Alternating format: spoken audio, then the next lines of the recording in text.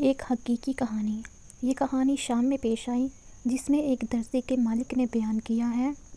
کہانی کے راوی کہتے ہیں، میں ایک درزی کے کارخانے کا مالک تھا اور میری ایک ہمسائی تھی جس کا شوہر فوت ہو چکا تھا اور اس نے 3 یتیم بچے چھوڑے تھے۔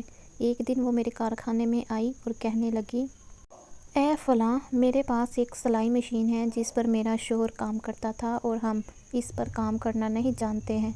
میں چاہتی ہوں کہ ان یتیم بچوں کی کفالت کرو۔ کیا میں اس مشین کو آپ کے کارخانے میں لا کر آپ کو کرائے پر دے سکتی ہوں تاکہ مجھے کچھ آمدنی ہو اور میں اپنے خاندان کا پیٹ پال سکوں؟ میں اس کی بات سن کر شرمندہ ہو گیا، اور شرم کبھی بھی برائی کی طرف نہیں لے کر جاتی۔ میں نے کہا، بہن، بالکل، آپ اسے میرے پاس بھیج دیں۔ جب اس نے مشین لائی تو میں نے دیکھا کہ وہ بہت پرانا ماڈل تھا اور کسی کام کا نہیں تھا، لیکن میں اس عورت کا دل نہیں توڑنا چاہتا تھا۔ میں نے اس سے پوچھا، بہن، آپ اس مشین کا کرایہ کیا لینا چاہتی ہیں؟ اس نے کہا، 3000 لیرہ، اور یہ واقعہ جنگ سے ہے سال پہلے کا۔ میں نے اسے 3000 لیرہ دیے اور مشین کو ایک کونے میں رکھ دیا کیونکہ وہ کسی کام کی نہیں تھی، لیکن میں نے اس کا دل نہیں توڑا۔ ہم 10 سال تک اسی حالت میں رہے۔ ہر مہینے جمیل آتی اور مشین کا کرایہ لیتی، جبکہ مشین کارخانے کے ایک کونے میں پڑی رہتی اور کوئی کام نہیں کرتی تھی۔ 10 سال بعد ہم نے چھوٹے کارخانے سے ایک نئے کارخانے میں منتقل کیا جو قصبے کے کنارے پر تھا۔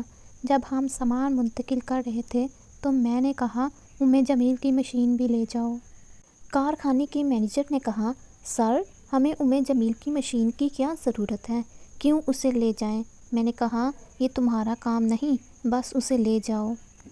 دن اور سال گزرتے گئے، پھر جنگ شروع ہو گئی اور خدا کی قسم، اس علاقے میں سب کچھ تباہ ہو گیا سوائے میرے کارخانے کے۔ جنگ کی وجہ سے جمیل سے رابطہ منقطع ہو گیا۔ ہم نے بہت کوشش کی مگر اس کا کوئی پتہ نہیں چلا۔ ہر بار جب ہم اس کے نمبر پر فون کرتے تو وہ بند ہوتا۔ میری کارخانے کی مینیجر مجھے چھوڑ کر یورپ چلی گئی۔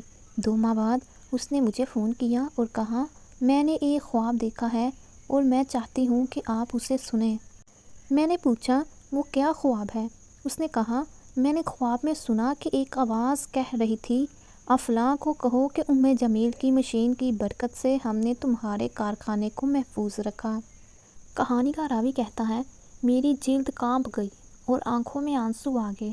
میں نے کہا، الحمدللہ، اور خدا کی قسم، میرے کارخانے سے ایک سوئی بھی غائب نہیں ہوئی، حالانکہ اس علاقے میں سب کچھ تباہ ہو گیا تھا۔ عبرت، نیکی کے کام برائی سے بچاتے ہیں۔ دوستو، اگر یہ ویڈیو آپ کو اچھی لگی ہے تو ویڈیو کو لائک لازمی کریے اور چینل کو سبسکرائب بھی کریے، اور آنے والی نیکسٹ ویڈیو تک آپ اپنا اور اپنے پیاروں کا خیال رکھیں۔ اللہ حافظ۔